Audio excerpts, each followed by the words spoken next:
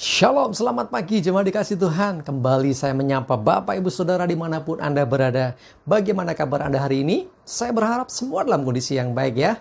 Oke, kita kembali berjumpa dalam renungan pagi. Mari kita akan bersama-sama merenungkan kebenaran firman Tuhan.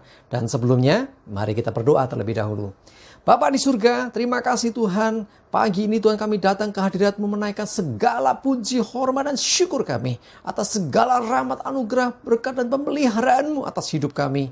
Terima kasih ya Tuhan. Dan kami selalu merindukan akan kebenaran firman-Mu. Urapi kami ya Tuhan. Singkapkan, nyatakan kebenaran firman-Mu. Dan biarlah Roh Kudus juga yang menolong kami untuk menjadi pelaku-pelaku firman Tuhan. Terima kasih ya Tuhan. Di dalam nama Tuhan Yesus kami berdoa dan bersyukur. Amin. Mari jemaat dikasih Tuhan, kita akan bersama-sama merenungkan firman Tuhan. Pagi ini saya ambilkan dari Matius 5 ayat 21 dan 22. Saya akan bacakan. Kamu telah mendengar yang difirmankan kepada nenek moyang kita. Jangan membunuh. Siapa yang membunuh harus dihukum. Tetapi aku berkata kepadamu, setiap orang yang marah terhadap saudaranya harus dihukum. Siapa yang berkata kepada saudaranya kafir, harus dihadapkan ke mahkamah agama. Dan siapa yang berkata jahil harus diserahkan ke dalam neraka yang menyala-nyala. Jemaat dikasih Tuhan, firman memang berkata jangan membunuh. Siapa yang membunuh harus dihukum. Ya, di perjanjian lama itu kutipan sebetulnya tadi yang dikatakan Tuhan Yesus ini kutipan dari kitab Keluaran. Dan nanti juga ada di kitab Ulangan ya. Ini salah satu hukum Tuhan dalam Taurat, yaitu hukum yang ke-6, yaitu jangan membunuh. Ya. Keluaran 20 ayat 13 berkata jangan membunuh. Tetapi saudara, mungkin kita akan berkata saya nggak pernah membunuh, saya baik-baik saja dengan semua orang dan hidup saya mulus-mulus saja, nggak pernah terpikir saja tidak, apalagi sampai melakukan yang namanya pembunuhan. Tetapi saudara aku dikasih Tuhan, dikatakan tadi ini bukan hanya langsung dalam arti pengertian membunuh secara fisik, tetapi lebih daripada itu firman-Nya berkata marah saja itu harus dihukum. Setiap orang yang marah terhadap saudaranya harus dihukum. Nah, coba kita perhatikan di dalam 1 Yohanes 3 ayat 15. 1 Yohanes 3 ayat 15 berkata demikian, setiap orang yang membenci saudaranya adalah seorang pembunuh manusia. Dan kamu tahu bahwa tidak ada seorang pembunuh yang tetap memiliki hidup yang kekal di dalam dirinya. Wow, luar biasa sekali. Membenci saudaranya saja dikatakan ia seorang pembunuh manusia. Artinya saudaraku dikasih Tuhan, yang seperti saya sampaikan di awal, mungkin kita tidak membunuh dalam arti secara fisik, ya, menghabisi nyawa orang. Tetapi firman-Nya berkata, orang yang membenci saudaranya itu setara dengan seorang pembunuh manusia. Wah, ngeri ya. Karena itu Tuhan mengajarkan kepada kita kasih, ya, supaya kita tidak membenci. Ya, Matius 22 ayat 39 berkata, dan hukum yang kedua yang sama dengan itu ialah kasihilah sesamamu manusia seperti dirimu sendiri.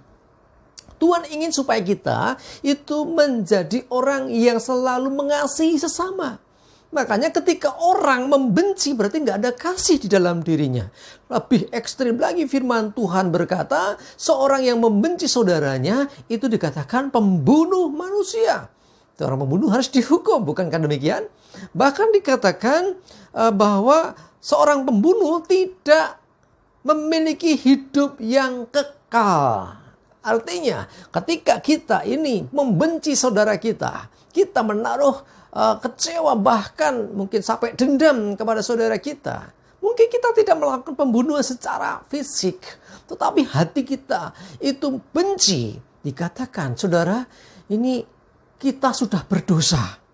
Dan kalau kita tidak segera bertobat dari semuanya itu, artinya kita di hadapan Tuhan posisinya sama seperti seorang pembunuh, maka tidak akan memiliki hidup yang kekal. Waduh, ngeri saudara. Ayo belajar untuk kita mengasihi. Mungkin kita ada kecewa dengan orang. Mungkin kita benci. Ya, saudara kita, sesama kita ini bisa siapa saja. Bisa pasangan kita, bisa anak-anak kita, bisa tetangga kita, bisa teman gereja kita, bisa teman kerja kita. Siapa saja. Ya, sesama kita ini. Jangan kau taruh benci. Kalau ada rasa benci dalam hatimu saat ini, saatnya kita bertobat, kita merendahkan diri di hadapan Tuhan, memohon ampun kepada Tuhan, dan lekas berdamai.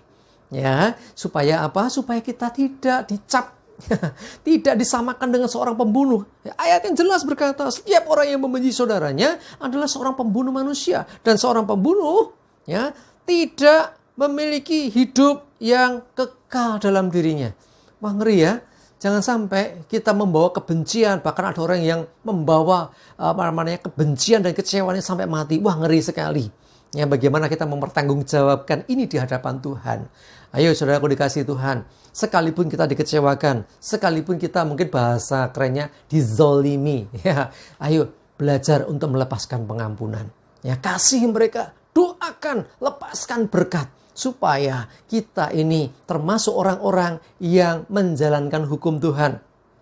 Kita tahu hukum yang kedua, yaitu dalam hukum kasih yang kedua itu kasihilah sesamamu manusia seperti dirimu sendiri. Nah, orang-orang yang melakukan ini adalah orang-orang yang mengikuti perintah Tuhan. Hukum kasih ini perintah Tuhan. Karena itu harus dilakukan. Kalau dilanggar, berarti kita ini melanggar hukum Tuhan. Melanggar perintah Tuhan. Bahkan lebih ekstrim lagi, firman-Nya tadi berkata, kalau kita melanggar perintah ini berarti kita ini seperti disamakan seperti seorang pembunuh manusia. Dan seorang pembunuh manusia tidak mempunyai hidup yang kekal di dalam dirinya. Artinya kebinasaan sudah menanti.